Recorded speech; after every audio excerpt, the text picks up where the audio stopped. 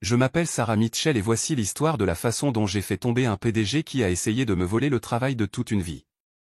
À 35 ans, j'avais passé 12 ans à développer des systèmes de paiement et à analyser des données massives pour certaines des entreprises les plus exigeantes de la fintech. Je pensais avoir tout vu, la politique, les coups bas, le vol de crédit, mais rien ne m'avait préparé à ce qui s'est passé chez Verelia Systems.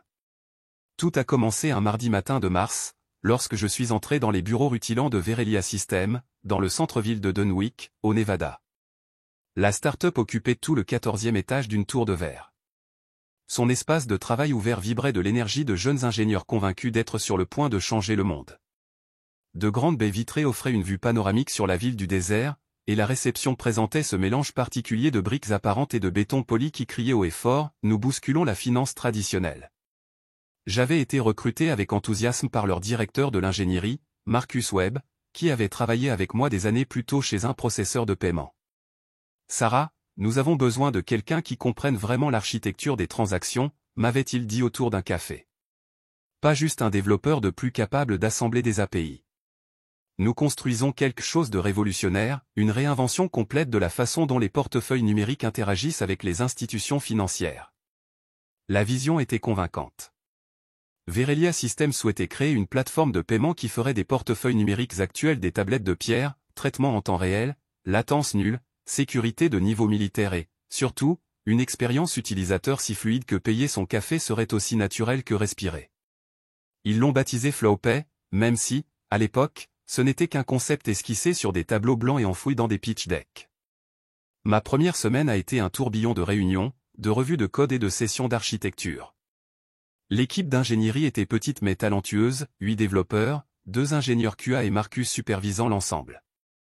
Ce qui m'a immédiatement frappé, c'est le potentiel considérable de l'entreprise et le peu de progrès réalisés sur la technologie de base. Certes, l'interface utilisateur était magnifique et les flux de paiement étaient simples, mais le back-end était un désastre en devenir. Absence de couches de chiffrement appropriées, absence de redondance et, surtout, aucune capacité à gérer le volume de transactions promis aux investisseurs. C'est là que j'ai rencontré Brandon Hughes.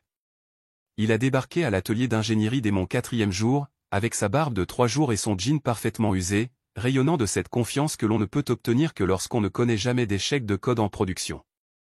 À 28 ans, Brandon avait déjà vendu 2 startups, mais en creusant un peu, on s'apercevrait qu'il s'agissait dans les 2 cas d'acquisition où la technologie était abandonnée et où seule la base d'utilisateurs avait de la valeur. Pourtant, dans le monde des startups, les départs étaient toujours les mêmes, et Brandon portait son expérience comme une armure. « Tu dois être Sarah », dit-il en lui tendant la main d'une main qui se voulait trop ferme. Marcus n'a pas tari d'éloges. Il dit que tu vas résoudre tous nos problèmes d'échelle. J'aurais dû prêter attention à sa façon de prononcer « notre », comme s'il s'attribuait déjà le mérite d'un travail que je n'avais même pas encore commencé. Mais j'étais concentré sur les défis techniques à venir, enthousiaste à l'idée de construire quelque chose de zéro avec des ressources apparemment illimitées et des contraintes d'héritage minimales. J'ai hâte de m'y mettre, ai-je répondu. D'après ce que j'ai vu, vous avez des concepts solides. La mise en œuvre sera la partie intéressante. Le sourire de Brandon s'est imperceptiblement renforcé. L'exécution est primordiale dans les startups. C'est pourquoi nous vous avons engagé, pour nous aider à concrétiser ma vision de révolutionner les paiements. Sa vision. Je l'ai laissée de côté, la qualifiant de bravade typique d'un PDG. Après tout, chaque fondateur pense que sa startup est son bébé. Je n'imaginais pas à quel point Brandon prendrait ce concept au pied de la lettre. Les premiers mois ont été vraiment agréables. Je me suis lancé dans l'architecture de FlowPay avec la passion que seule la résolution de problèmes véritablement complexes suscite. Le principal défi consistait à créer un système de traitement des paiements capable de gérer des millions de microtransactions simultanément, tout en garantissant une sécurité de niveau bancaire et une conformité réglementaire. Les solutions actuelles reposaient sur le traitement par l'eau et les délais de règlement. Nous avions besoin d'un système capable de transférer de l'argent aussi rapidement qu'un SMS. J'ai commencé par l'architecture fondamentale, en concevant un système distribué capable d'évoluer horizontalement sur plusieurs centres de données. L'innovation clé résidait dans la gestion de la validation des transactions. Au lieu de l'approche traditionnelle consistant à vérifier chaque transaction séquentiellement, j'ai développé un algorithme capable de traiter plusieurs transactions en parallèle tout en respectant la conformité ACID. C'était comme résoudre un puzzle tridimensionnel où chaque pièce s'influençait mutuellement. Mais le résultat final était magnifique, un système de paiement capable de gérer 10 000 transactions par seconde avec une latence inférieure à 50 millisecondes. L'architecture de sécurité était encore plus complexe. J'ai conçu un système à 3 niveaux, dépassant tout ce qui était actuellement en production. La première couche utilisait des clés de chiffrement dynamique qui effectuaient une rotation à chaque transaction, rendant ainsi quasiment impossible l'interception de données utiles par des attaquants. La deuxième couche implémentait une authentification biométrique permettant de distinguer les utilisateurs réels des tentatives d'usurpation sophistiquées, grâce à des modèles d'apprentissage automatique que j'avais entraînés sur des millions de points de données. La troisième couche était ma plus grande fierté, un système de détection de fraude basé sur l'IA, capable d'identifier les schémas suspects en temps réel sans ralentir les transactions légitimes. Marcus était aux anges. Sarah, c'est incroyable. Tu te rends compte de ce que tu as construit? Ce n'est pas seulement une amélioration des systèmes existants, c'est un changement radical de paradigme. Marcus et moi travaillions tard le soir, à déboguer les cas limites et à optimiser les performances. Le reste de l'équipe d'ingénierie a été progressivement intégré au projet à mesure que le périmètre se précisait. Il y avait Dmitri, un expert en base de données qui a aidé à concevoir le système de registre distribué, Priya, qui a développé la couche API pour les intégrations tierces, et James, qui a testé tout ce que nous avons construit jusqu'à ce qu'il casse, puis nous a aidé à le rendre incassable. Brandon parcourait parfois l'atelier d'ingénierie, généralement accompagné d'investisseurs potentiels ou de membres du conseil d'administration. Il faisait des gestes vers les écrans affichant nos indicateurs en temps réel, expliquait des concepts qu'il comprenait à moitié et jouait généralement le rôle du fondateur visionnaire. Au début, c'était juste agaçant. Il lui arrivait de se tromper sur des détails techniques, et je devais le corriger gentiment plus tard. En fait, Brandon, le chiffrement n'est pas basé sur la blockchain, c'est un algorithme propriétaire beaucoup plus rapide et économe en énergie. Il balayait ses corrections d'un rire, des détails, encore des détails. L'important, c'est que ça marche. Mais à mesure que Flowpay passait du concept au prototype fonctionnel, le comportement de Brandon a commencé à changer. Il a commencé à programmer des réunions d'alignement où il me cuisinait sur des décisions techniques, non pas pour les comprendre, mais pour trouver le moyen de s'insérer dans le récit. Il prenait des notes avec assiduité, puis je l'entendais répéter mes explications mot pour mot lors des appels aux investisseurs, prenant toujours soin d'utiliser « je » plutôt que « nous » et sans jamais mentionner l'équipe d'ingénierie. Le premier signal d'alarme majeur est apparu 6 mois après le début du développement. Nous préparions une démonstration lors du sommet régional de la FinTech, une conférence plus modeste, mais essentielle pour recueillir les premiers retours des acteurs du secteur. J'avais passé des semaines à préparer une présentation technique présentant notre architecture et le système en temps réel, capable de traiter des milliers de transactions. La veille de la conférence, Brandon m'a convoqué dans son bureau. « Sarah, j'ai réfléchi, ta présentation est très technique, peut-être trop technique pour ce public. Pourquoi ne me laisses-tu pas m'occuper de la démo? Tu pourras répondre à toutes tes questions approfondies si elles se présentent. » J'ai rétorqué, « Brandon, cette salle est pleine de directeurs techniques et d'architectes de systèmes de paiement. Ils veulent voir les détails techniques, c'est tout l'intérêt de cette conférence. » Sa mâchoire se serra. Je ne dis pas qu'il faut cacher les détails techniques. Je dis simplement que la présentation doit raconter une histoire, et je suis meilleur que toi pour ça. Il s'agit de vendre la vision, pas seulement de montrer du code. Finalement, nous avons trouvé un compromis, je ferai la présentation technique, et Brandon se chargerait de l'introduction et de la conclusion. Mais lorsque nous sommes montés sur scène, la présentation de Brandon a duré de 5 à 15 minutes. Il a présenté ses innovations en matière de traitement des paiements, décrit sa percée dans la compréhension des besoins des utilisateurs et s'est présenté comme le visionnaire technique qui avait déchiffré le code qui avait bloqué le secteur pendant des années. Lorsqu'il m'a passé la parole, le public consultait son téléphone et mon temps de parole avait été divisé par 2. J'ai profité de la situation au maximum, parcourant rapidement la démonstration technique et réussissant à impressionner le public avec le traitement des transactions en direct. Les questions qui ont suivi m'étaient toutes adressées, aux grandes âmes visibles de Brandon. Plusieurs directeurs techniques m'ont abordé pendant la session de réseautage, impatients de discuter de la conception de l'algorithme et de l'architecture de sécurité. L'une d'elles, Rachel Kim, d'un important processeur de paiement, m'a prise à part. C'est un travail remarquable, Sarah. Je dois vous demander, quelle part de l'architecture principale est la vôtre? J'ai hésité, toujours attaché à ma loyauté envers la start-up. C'est un travail d'équipe. Brandon a défini la vision et nous l'avons mise en œuvre. Rachel m'a lancé un regard entendu. Je travaille dans ce secteur depuis 20 ans. Je reconnais une architecture innovante quand j'en vois une, et je sais qui est capable de la réaliser. Assurez-vous simplement de protéger votre travail. Ces mots m'ont marqué pendant le vol de retour. Protéger mon travail, qu'est-ce que cela signifiait dans le contexte d'une start-up où nous étions tous censés ramer dans la même direction?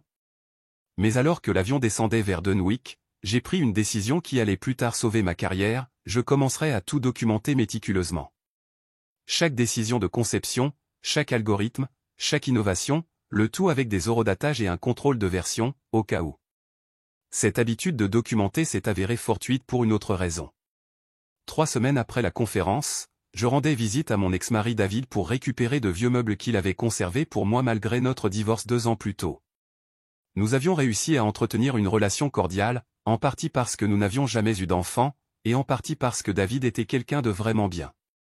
Nous nous étions simplement éloignés. David travaillait comme avocat spécialisé en propriété intellectuelle chez Lex.Advisé, spécialisé dans les brevets technologiques. Alors qu'il m'aidait à charger des cartons dans ma voiture, il a remarqué le logo Flowpay sur la sacoche de mon ordinateur portable. Verilia Systems, c'est la start-up de paiement en vogue, non? Je crois qu'on a fait du travail de marque pour eux. Oui. Je dirige le développement de la plateforme principale, ai-je répondu en essayant de contenir ma fierté. Je dirige, répéta-t-il en scrutant mon visage avec ce regard qu'il utilisait quand il sentait que je minimisais mes exploits. Sarah, dis-moi que ton contrat contient de bonnes clauses de cession de propriété intellectuelle. J'ai marmonné quelque chose à propos des contrats de travail standard, mais David n'était pas satisfait. Autour d'un café dans sa cuisine, la même où nous avions autrefois planifié notre avenir, il m'a expliqué les bases du droit de la propriété intellectuelle dans le monde des startups. Écoutez, je ne dis pas que Verilia va vous escroquer, dit-il en affichant des documents sur son ordinateur portable, mais j'ai vu trop d'ingénieurs talentueux se faire virer une fois leur travail terminé, pour ensuite voir leur fondateur s'attribuer le mérite de tout. Le contrat de travail standard attribue tout le travail à l'entreprise, mais il y a des exceptions, le travail effectué sur votre temps libre, avec vos propres ressources, surtout s'il s'appuie sur vos connaissances préalables. David, je ne peux pas breveter Flowpay, il appartient à Verilia, ai-je protesté. Je ne parle pas de breveter Flowpay lui-même, a-t-il dit, mais les algorithmes de base, l'architecture de sécurité et les approches innovantes que vous développez. Ceci pourrait vous appartenir, selon les spécificités. Au minimum, vous devriez documenter clairement vos contributions. Il hésita, puis sortit un formulaire de demande de brevet. Déposer des brevets provisoires pour vos innovations clés, c'est économique, cela établit une date de priorité et cela pourrait vous faire gagner du temps plus tard. J'ai quitté la maison de David avec une clé USB pleine de modèles de brevets et un malaise grandissant. Étais-je paranoïaque?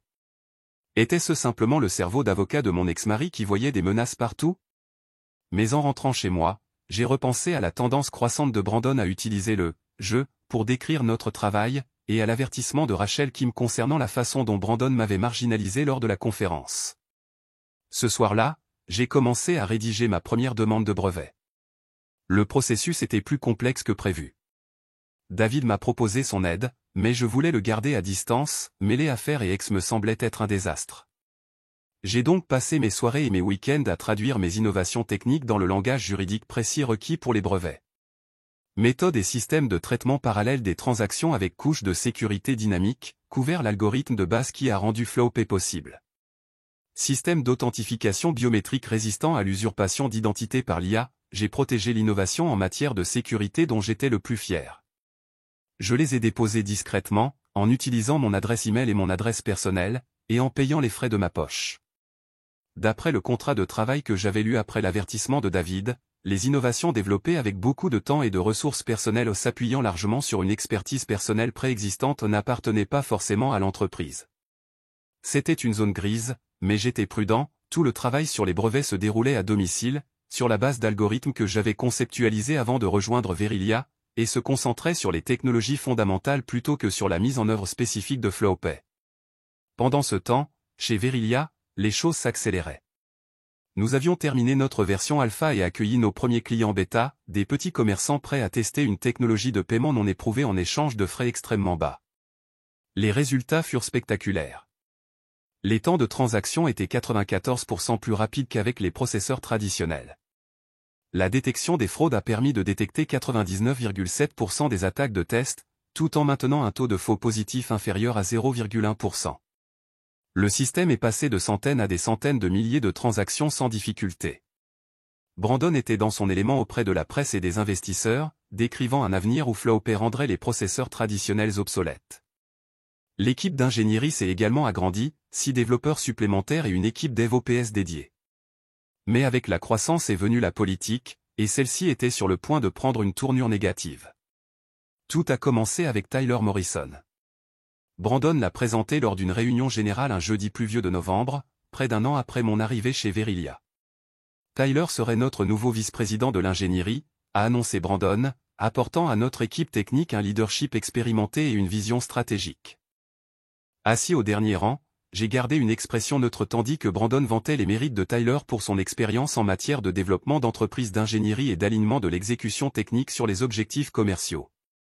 Ce que Brandon n'a pas mentionné, c'est que la dernière start-up de Tyler avait échoué lamentablement, dilapidant 30 millions de dollars de financement sans jamais livrer de produits, que Tyler et Brandon avaient été colocataires à l'université et avaient bricolé cette entreprise ratée, ou que la véritable expérience technique de Tyler se limitait à la gestion d'équipes offshore développant des applications mobiles toutes faites. Marcus m'a retrouvé dans mon bureau après coup, le visage crispé par une colère à peine contrôlée. « Est-ce que tu savais ça ? C'est la première fois que j'en entends parler, ai-je admis. Je te croyais heureux à la tête de l'ingénierie. Apparemment, Brandon pense que nous avons besoin d'un leadership plus stratégique. » Marcus a fait des guillemets de leadership stratégique, son dégoût étant évident. Tyler organise des entretiens individuels avec tous les membres de l'équipe, y compris vous. Mon rendez-vous avec Tyler était prévu pour le lendemain matin. Il est arrivé 15 minutes en retard, un café à la main, et a passé les 10 premières minutes à citer des sommités de la Silicon Valley qu'il considérait comme des amis personnels. Lorsque nous avons enfin discuté de FlowPay, il est devenu évident qu'il n'avait pas beaucoup étudié notre produit. « Alors, Sarah, dit-il en s'adossant à sa chaise avec une nonchalance étudiée, Brandon m'a dit que tu faisais du bon travail sur le traitement des paiements. Explique-moi l'architecture. » Je lui ai donné un aperçu général, observant son regard s'embrumer lorsque j'abordais les détails techniques. Il n'a réagi qu'aux indicateurs de performance, 94% plus rapide. C'est impressionnant. Quelle part est due aux techniques d'optimisation standard par rapport aux nouvelles approches? C'était une question piège destinée à minimiser mes contributions. Les gains de performance proviennent entièrement du nouvel algorithme de traitement parallèle, ai-je expliqué. Des optimisations standards pourraient apporter une amélioration de 10, voire 20%. Nous sommes dans une toute autre catégorie. Tyler a noté quelque chose sur sa tablette, intéressant. Et cet algorithme, est-il entièrement documenté pour que d'autres ingénieurs puissent le maintenir et l'améliorer? Bien sûr. Nous disposons d'une documentation complète, même si les concepts fondamentaux nécessitent une expertise approfondie des systèmes distribués pour être pleinement compris. Dit-il d'une voix douce. Tu sais, Sarah, à mesure que nous évoluons, nous devons rendre nos systèmes plus accessibles aux ingénieurs moyens. Tout le monde ne peut pas être une superstar de la technique. Une bonne architecture consiste notamment à simplifier les choses pour que tout le monde puisse y travailler. J'ai ravalé ma première réponse, puis ma deuxième. Finalement, j'ai réussi à dire, le traitement des paiements à grande échelle n'est pas simple. C'est en prétendant que c'est ainsi qu'on se retrouve avec des failles de sécurité et des transactions perdues. Tyler sourit comme on sourirait à un enfant qui insiste sur l'existence des monstres. Bien sûr, je pense juste à l'avenir, quand nous serons une entreprise de 1000 personnes. On ne peut pas avoir des systèmes qu'une seule personne comprend. À partir de là, la réunion a dégénéré. Tyler a remis en question chaque décision architecturale, suggéré des simplifications qui auraient nui aux performances et, de manière générale, a clairement indiqué qu'il me considérait comme un obstacle à sa vision d'un système simple et efficace. Quand il est finalement parti, j'ai eu un mal de tête dû à la tension et la certitude grandissante que mon séjour à Verilia allait devenir beaucoup plus difficile. J'avais raison. Au cours des semaines suivantes, Tyler s'est systématiquement impliqué dans tous les aspects du développement de FlowPay. Il a restructuré l'équipe d'ingénierie, créé de nouveaux niveaux de management et assigné un rôle moins important à Marcus. Il a embauché un architecte technique nommé Kevin, un homme à tout faire dont la principale compétence semblait être de régurgiter les opinions de Tyler avec des termes plus techniques. Mais la véritable trahison est survenue lorsque Tyler a commencé à organiser des séances d'évaluation d'architecture où je devais présenter mon travail à lui et à Kevin pour approbation. Lors de la première séance, j'ai présenté l'algorithme de traitement des transactions, avec des tests de performance et des preuves mathématiques de son exactitude. Tyler m'a interrompu à mi-chemin. C'est très complexe, Sarah. Kevin, qu'en penses-tu? Kevin s'éclaircit la gorge d'un air important. Eh bien, on dirait qu'on fait un peu trop de génie. J'ai déjà conçu des systèmes de paiement, et ils n'avaient pas besoin d'une telle complexité. On devrait peut-être envisager des approches plus standards. Les approches standards ne répondent pas à nos exigences de performance, ai-je dit en essayant de garder un ton neutre. Je vous ai montré les critères de référence. Les benchmarks peuvent être trompeurs, interrompit Tyler. Ce qui compte, c'est la facilité d'entretien et le délai de commercialisation. Brandon veut que nous accélérions notre lancement. On ne peut pas faire ça si on construit des fusées, alors qu'un vélo ferait l'affaire.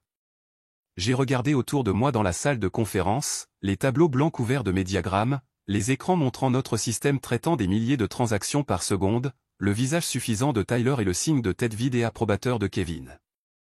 Un vélo ne peut pas voler, ai-je dit doucement. Si vous voulez que FlowPay ne soit qu'un simple processeur de paiement, alors oui, utilisons des approches standards. Mais je pensais que nous essayions de révolutionner le secteur. Le visage de Tyler s'assombrit. Personne ne remet en question nos ambitions, Sarah. Mais il y a une différence entre l'innovation et une ingénierie inutilement complexe. Je vais avoir besoin que tu me documentes des approches alternatives, plus simples. Nous prendrons une décision en fonction de ce qui est le mieux pour l'entreprise. J'ai passé la semaine suivante à créer des versions simplifiées de mes algorithmes, chacune de plus en plus dégradée. J'ai montré comment nous perdrions les capacités de traitement parallèles, comment la sécurité serait compromise et comment les performances se dégraderaient jusqu'aux standards de l'industrie. Je pensais d'insister sur la nécessité d'une ingénierie sophistiquée pour atteindre des objectifs ambitieux. Au lieu de cela, Tyler m'a remercié pour ma collaboration et a annoncé que Kevin prendrait en charge le développement de la plateforme principale, afin de mettre en œuvre une approche hybride alliant mes innovations théoriques et les réalités pratiques de l'ingénierie.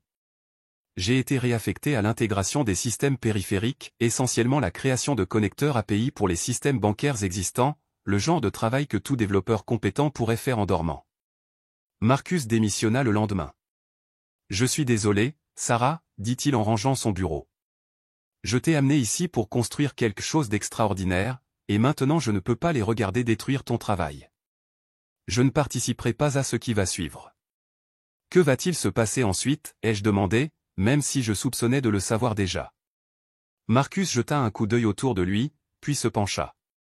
Tyler demande à Kevin de rétroconcevoir ton code.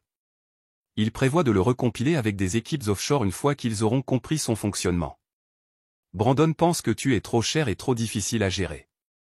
Il leur suffit d'abord d'extraire tes connaissances. La rage qui m'envahissait était brûlante et lucide. J'avais investi mon expertise, ma créativité, mes nuits et mes week-ends dans la construction d'un projet extraordinaire et maintenant, ils allaient me le voler, le simplifier et probablement le détruire au passage. Mais pire que le vandalisme technique, c'était la trahison personnelle. J'avais fait confiance à Brandon, j'avais cru en la vision qu'il m'avait vendue, j'avais travaillé jusqu'à l'épuisement pour assurer le succès de son entreprise et c'était là ma récompense. Cette nuit-là, j'ai appelé David. J'ai besoin de ton aide, ai-je dit sans préambule. Qu'est-ce qui ne va pas, demanda-t-il, l'inquiétude dans sa voix brisant presque mon sang-froid. Pouvez-vous vérifier l'état des brevets que j'ai déposés? J'ai entendu des bruits de frappe, puis un silence. Vos 2 premiers ont été approuvés le mois dernier.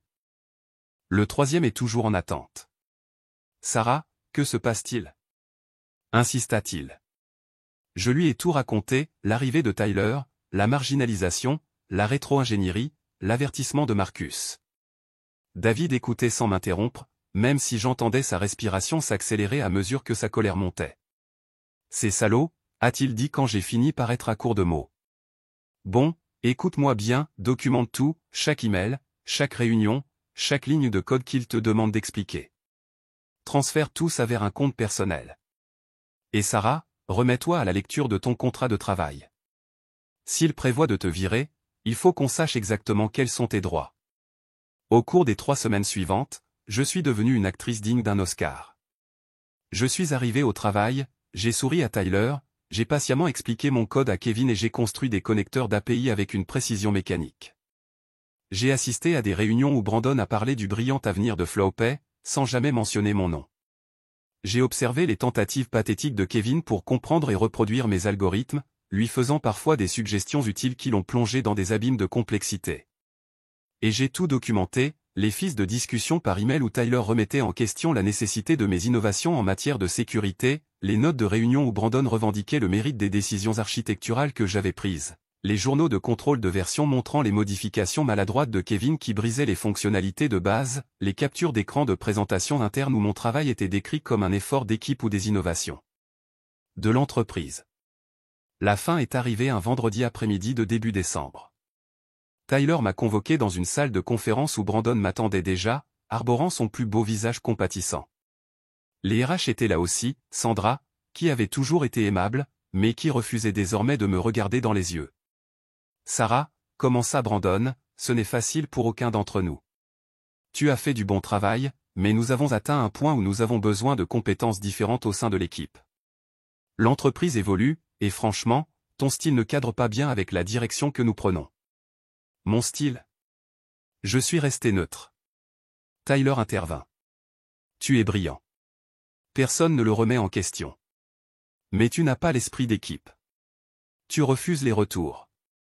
Tu es trop exigeant avec les solutions. Et honnêtement, ton attitude est devenue problématique. Plusieurs membres de l'équipe s'en sont plaints.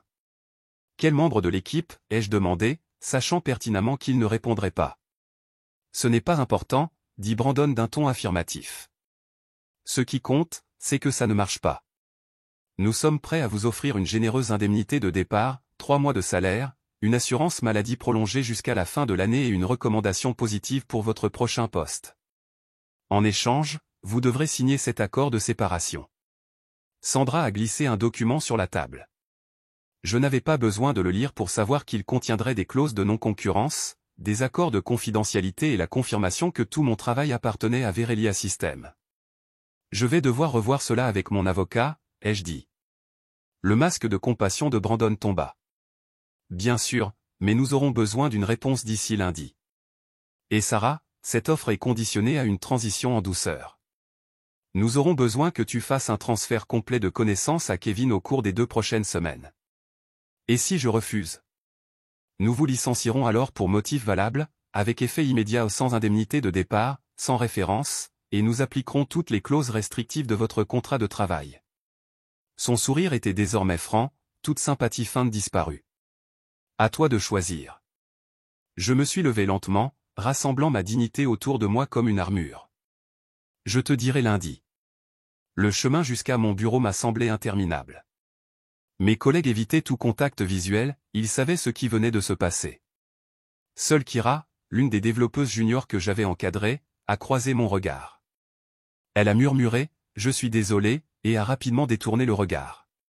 Quand Tyler est sorti de la salle de conférence, j'ai emballé mes affaires personnelles sous son regard attentif. Il a même vérifié mon sac pour s'assurer que je n'emportais aucun bien de l'entreprise. L'humiliation m'a brûlé, mais j'ai gardé la tête haute. Il pouvait me prendre mon travail, mais pas mon savoir, mes brevets ni mon estime de moi. Ce week-end-là, j'ai rencontré David et 2 de ses collègues spécialisés en droit du travail et en litige de propriété intellectuelle. Nous avons décortiqué chaque document, chaque courriel, chaque ligne de mon contrat de travail. Les nouvelles étaient mitigées, mais encourageantes.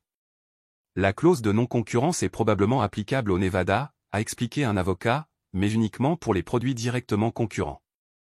On pourrait travailler sur des systèmes de paiement, mais pas sur ceux qui concurrencent directement Flowpay. La cession de propriété intellectuelle est plus complexe, a ajouté un autre. Votre contrat de travail contient des clauses standards, mais il existe une exception pour les inventions créées en dehors des heures de travail avec des ressources personnelles. Comment le prouver?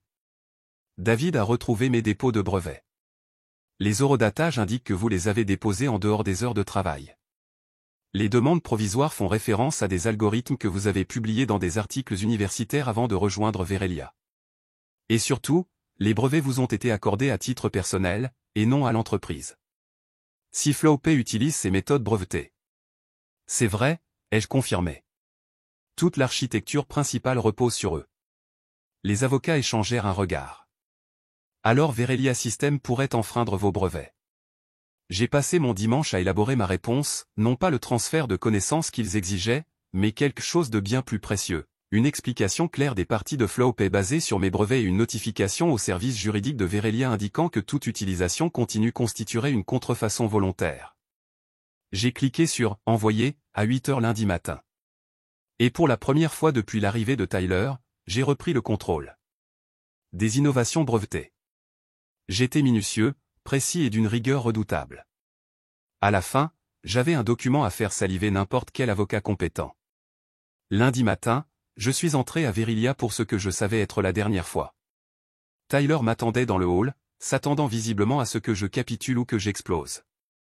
Je n'ai fait ni l'un ni l'autre. J'ai lu l'accord de séparation, dis-je calmement. Je décline votre offre. Son visage passa par plusieurs expressions avant de se fixer sur le mépris. Alors vous êtes licencié.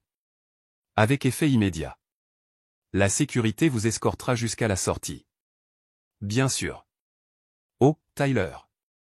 J'ai sorti une enveloppe. C'est pour Brandon, et tu devrais peut-être la faire examiner par un avocat avant de faire quoi que ce soit avec FlowPay. La sécurité m'a raccompagné au parking, mais je ne me sentais plus humilié. Je me sentais libré, surtout, j'ai ressenti les premiers signes de ce qui me manquait depuis des mois, l'espoir. Les semaines suivantes furent un véritable tourbillon d'activités. Fidèle à sa promesse, Verelia m'a licencié pour motif valable, ce qui signifiait ni indemnité de départ ni maintien de la couverture maladie. Ils ont également immédiatement demandé l'application de la clause de non-concurrence, envoyant des mises en demeure lorsque j'ai mis à jour mon profil LinkedIn pour indiquer que je recherchais de nouvelles opportunités. Mais j'avais David et son équipe à mes côtés, et ils étaient très compétents. Le premier coup de semonce de Verelia fut une lettre adressée à son conseil d'administration, avec copie à tous les principaux investisseurs. Elle expliquait, avec une précision extrême, comment la technologie de base de FlowPay reposait sur des brevets dont je détenais personnellement les droits.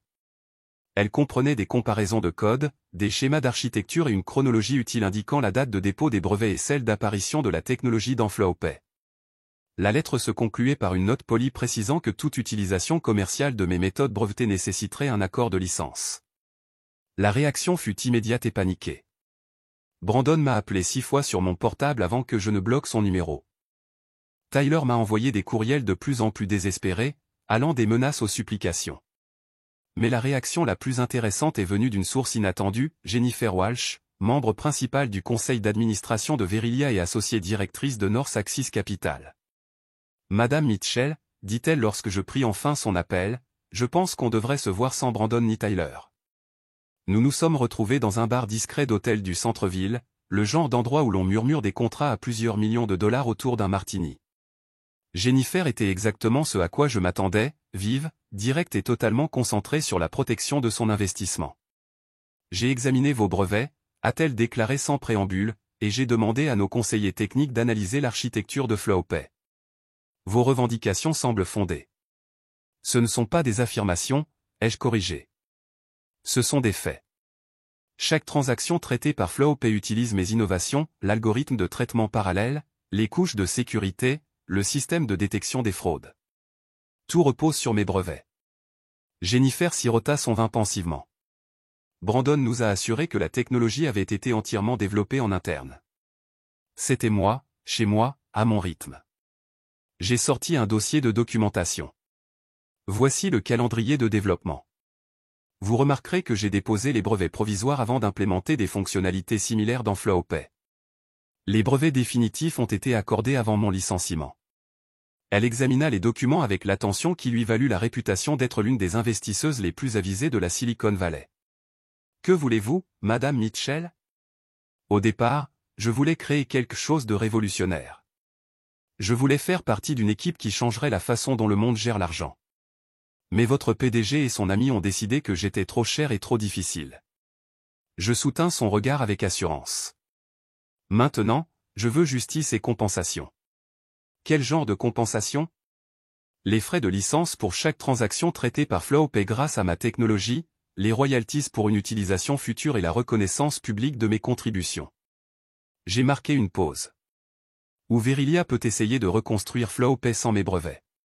Bonne chance. Le visage impassible de Jennifer s'est finalement fissuré. Tu sais que ça tuerait l'entreprise. On est en plein dans notre levée de fonds de série B. Je suis au courant. J'avais bien étudié la question, Verilia essayait de lever 50 millions de dollars pour une valorisation de 200 millions, avec FlowPay comme fleuron. Sans ma technologie, ils avaient une interface utilisateur soignée et pas grand-chose d'autre. Je dois en discuter avec le conseil d'administration, dit finalement Jennifer. Mais, en privé, Brandon a peut-être commis une erreur très coûteuse. La nouvelle du litige sur les brevets a fuité quelques jours plus tard, probablement par un membre du conseil d'administration de Verilia qui tentait de faire pression sur Brandon. TechCrunch a publié un article, la start-up de paiement Verilia System est confrontée à une contestation de brevets par un ancien ingénieur. L'article était soigneusement neutre, mais les implications étaient claires, FlowPay pourrait être basé sur une technologie volée. Le tour de table de série B a été immédiatement compromis. Greenbridge Venture, qui menait le tour, a annoncé qu'il réévaluait sa position. D'autres investisseurs ont suivi. La valorisation de Verilia, fondée sur la promesse d'une technologie de paiement révolutionnaire, a commencé à paraître aussi fragile qu'un château de cartes dans une tempête. À Verilia, selon Kira, qui m'a courageusement tenu informé, le chaos régnait.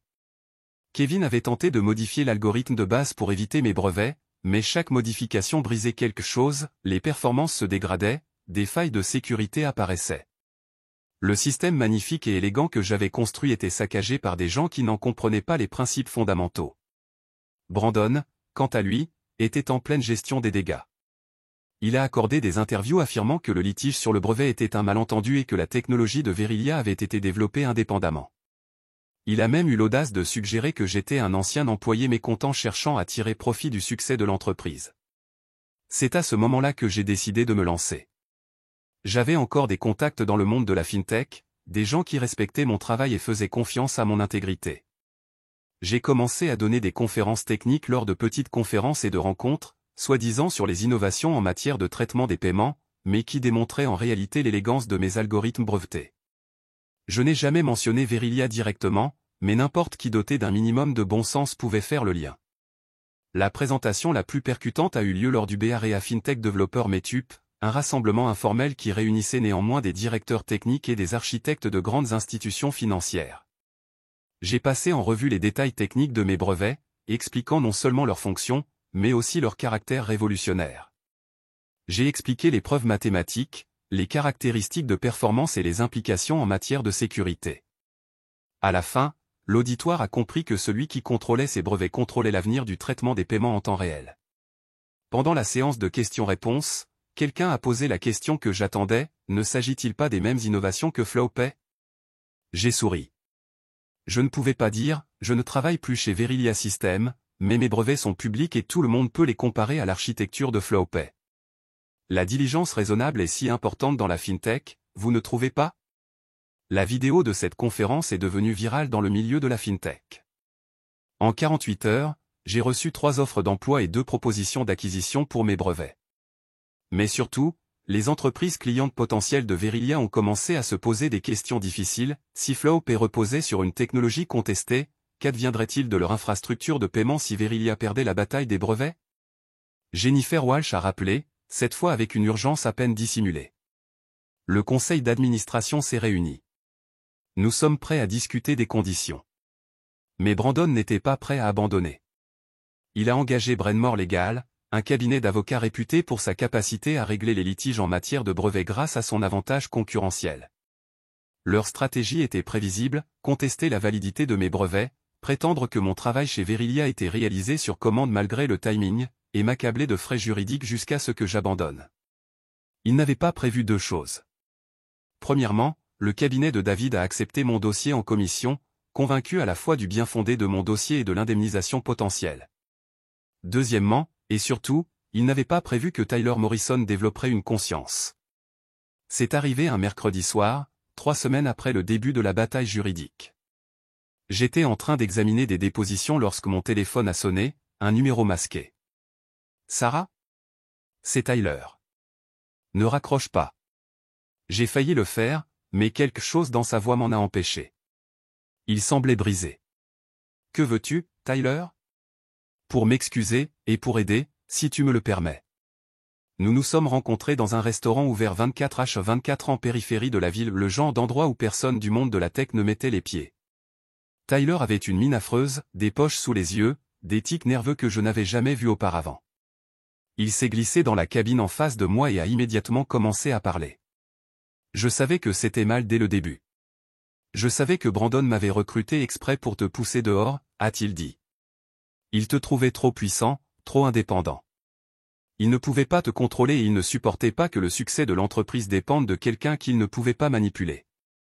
Pourquoi me dis-tu ça maintenant? Je gardais une voix neutre, même si intérieurement j'enregistrais chaque mot sur mon téléphone. Parce que ça détruit l'entreprise, et parce que j'ai vécu la même chose que toi. Brandon m'a fait la même chose lors de notre dernière start-up, il l'a construite sur mes idées, puis m'a forcé à partir lorsque je l'ai défié. Je pensais que cette fois-ci, ce serait différent, que je serais à l'intérieur, mais je ne suis qu'un outil parmi d'autres pour lui.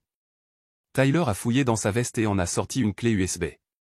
Tout y est, des emails où Brandon parle explicitement du vol de votre travail, des messages sur la dissimulation de la violation de brevets, et même des enregistrements de réunions où il s'est moqué de votre naïveté. Je fixais l'allée. Pourquoi devrais-je te faire confiance? Tu ne devrais pas, fais tout vérifier par tes avocats. Mais Sarah, je ne suis pas faite pour ça. Je démissionne demain.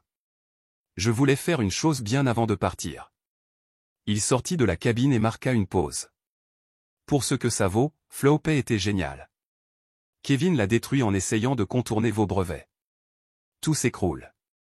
Puis il est parti, me laissant avec une clé USB qui pouvait tout changer.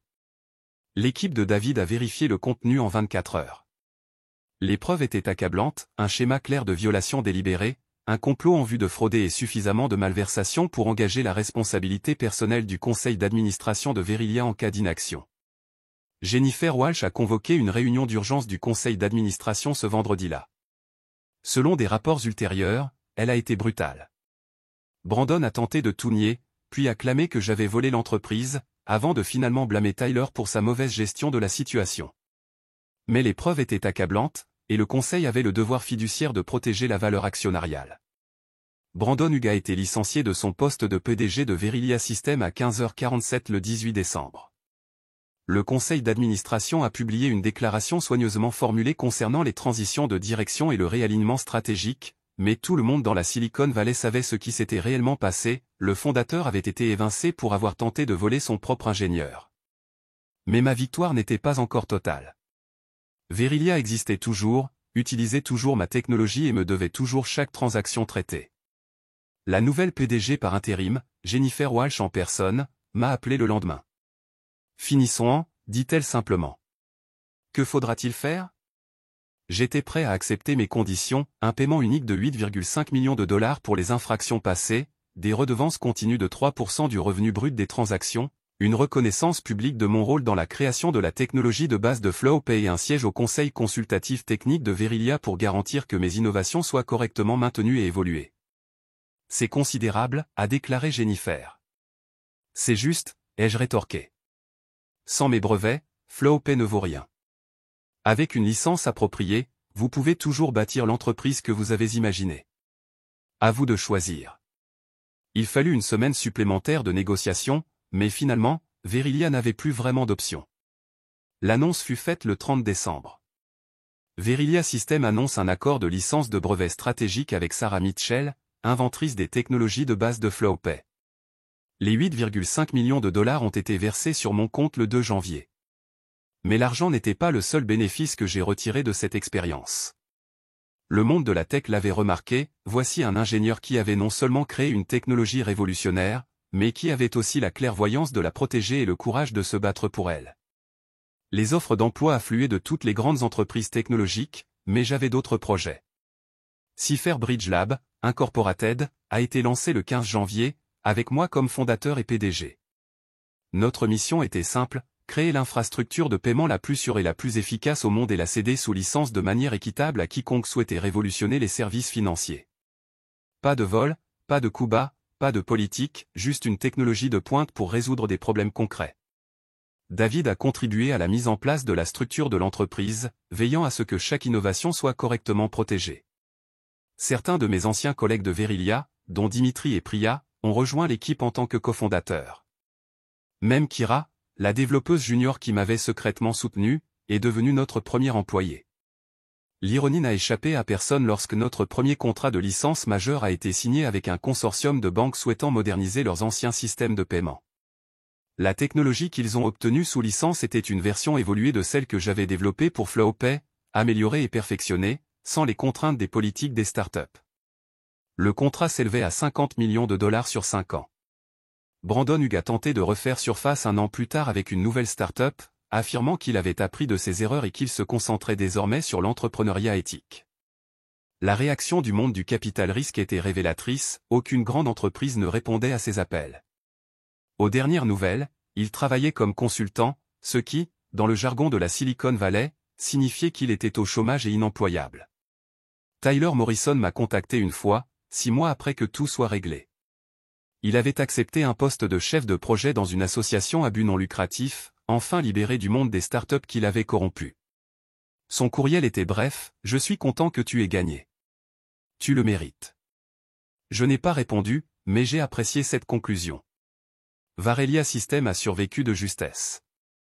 Sous la direction de Jennifer et grâce à ma technologie correctement sous licence, ils se sont réorientés vers les solutions de paiement d'entreprise. Ils n'ont jamais atteint la valorisation de licorne dont Brandon rêvait, mais ils ont bâti une entreprise solide et rentable. Kevin a été discrètement licencié, remplacé par des ingénieurs qui maîtrisaient parfaitement la technologie avec laquelle il travaillait. Quant à moi, Cipher Bridge Lab a connu une croissance régulière et réfléchie, comme le devraient les entreprises technologiques. Nous avons recruté progressivement, en choisissant des ingénieurs qui privilégiaient l'innovation à l'ego. Nous avons déposé des brevets régulièrement, mais avons également contribué à des projets open source et publié des articles faisant progresser le domaine. Nous sommes devenus célèbres non seulement pour notre technologie, mais aussi pour notre culture, un lieu où les ingénieurs brillants pouvaient donner le meilleur d'eux-mêmes sans crainte de politique ou de trahison. 3 ans plus tard, j'ai été invité à prononcer le discours d'ouverture du Global FinTech Summit, la conférence la plus prestigieuse du secteur.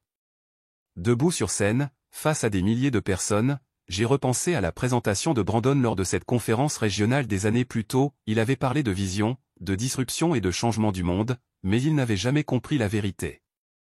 La véritable innovation vient des ingénieurs sur le terrain, ceux qui transforment des problèmes impossibles en solutions élégantes. L'avenir des technologies financières, ai-je dit au public, appartient à ceux qui le construisent, pas à ceux qui se contentent d'en parler. Protégez votre travail, valorisez vos contributions et ne laissez personne vous convaincre que vos innovations valent moins que votre silence. L'ovation debout a duré 5 minutes. Plus tard dans la soirée, au gala de la conférence, Rachel Kim m'a retrouvé au bar. Elle aussi avait gravi les échelons, occupant désormais le poste de directrice technique d'un important processeur de paiement. « Je suis contente que vous ayez protégé votre travail », a-t-elle dit, reprenant ses propos de la première conférence. Le secteur s'en porte mieux. J'ai levé mon verre à la protection de ce que nous construisons et à ceux qui ont le courage de le faire.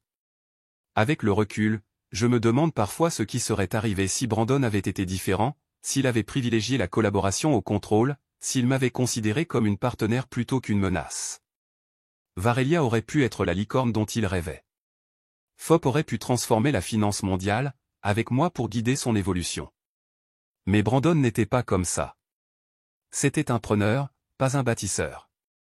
Et c'est pourquoi, au final, il a tout perdu, tandis que j'ai gagné non seulement de la richesse, mais quelque chose de bien plus précieux, la certitude d'avoir défendu mes intérêts, d'avoir protégé mon travail et d'avoir prouvé que parfois, les ingénieurs héritent vraiment de la terre. Les plaques de brevets sont accrochées au mur de mon bureau chez Cipher Bridge Lab, non pas comme des trophées, mais comme des souvenirs. En dessous, j'ai encadré une copie imprimée du dernier email que Brandon m'avait envoyé avant l'intervention des avocats, « Tu ne travailleras plus jamais dans ce secteur. » Chaque fois que je signe un nouveau contrat de licence, chaque fois que nous lançons une nouvelle innovation, chaque fois qu'un autre ingénieur brillant rejoint notre équipe, je repense à ces mots et je souris. Il avait tort sur tant de points, mais surtout, il avait tort sur moi.